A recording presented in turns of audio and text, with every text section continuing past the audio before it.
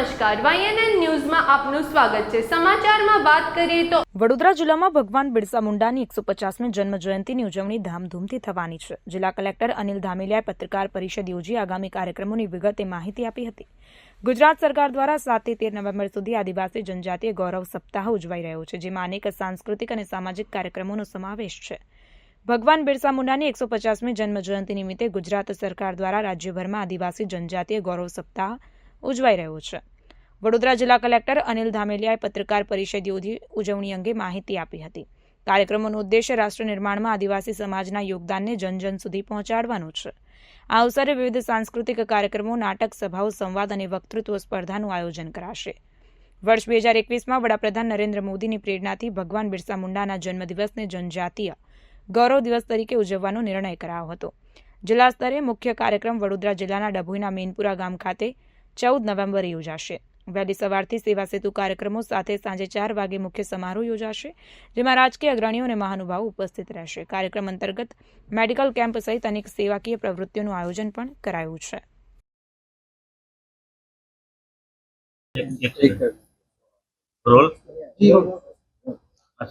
ભારત સરકારના આદિવાસી બાબતોના મંત્રાલય તેમજ ગુજરાત સરકારના આદિવાસી વિકાસ વિભાગ દ્વારા સંયુક્ત રીતે ભગવાન બિરસા મુંડાજીની 150મી જન્મજયંતિનું ઉજવણીનું આયોજન કરવામાં આવ્યું છે। 7મી તારીખથી લઈને 13મી તારીખ સુધી જે આદિવાસી જિલ્લાઓ છે ગુજરાતના, એમની અંદર ગૌરવ યાત્રા નીકળવાની છે અને એની અત્યારે હાલના તબક્કે વિવિધ જિલ્લાઓની અંદર ચાલુમાં છે।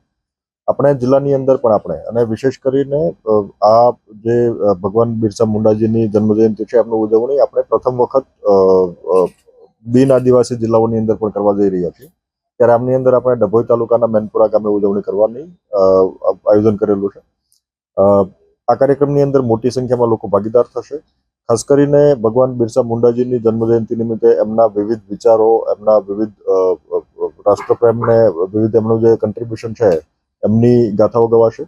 આની સાથોસાથ આપણે આદિ કર્મયોગી અભિયાન અંતર્ગત જે 55 ગામોની અંદર જે વિવિધ કાર્યો, વિકાસના કાર્યો અને જે કાર્યક્રમો શરૂ કરેલા એમના અંતર્ગત પણ આપણે એમને અહીંયા લાગુ કરવાના છીએ। મોટી સંખ્યામાં લોકો ભાગીદાર થવાના છે। આપણે ત્યાં હેલ્થ સ્ક્રીનિંગનું પણ આની સાથે આયોજન કર્યું છે, જેથી કરીને લોકો આમાં બહોળી સંખ્યામાં ભાગીદાર થઈ શકે। સાથોસાથ આપણે ત્યાં આના સિવાય સેવા સેતુનું પણ આયોજન કર્યું છે, જેથી કરીને લોકોને ત્યાં સ્થાનિક સુવિધા મળશે। વિશેષ કરીને આપણે આ જે 150મી જન્મજયંતિ છે, આપણા ભારત સરકારના એક જે ઉદ્દેશ્ય છે કે આપણા જે નામી અનામી ચહેરાઓ હતા એમને એમના સામાજિક રાષ્ટ્રીય પદાર્પણ જે કરેલું હોય એ પદાર્પણ લોકો સુધી પહોંચે, લોકોની અંદર એમનું એપ્રિસિએશન થાય, એ દિશાનો પ્રયત્નના ભાગરૂપે આપણે આ કરી રહ્યા છીએ। આપના મારફતે લોકોને આ મોટી સંખ્યામાં મેસેજ પહોંચે એવી અપેક્ષા પણ આપણી પાસે રાખું છું।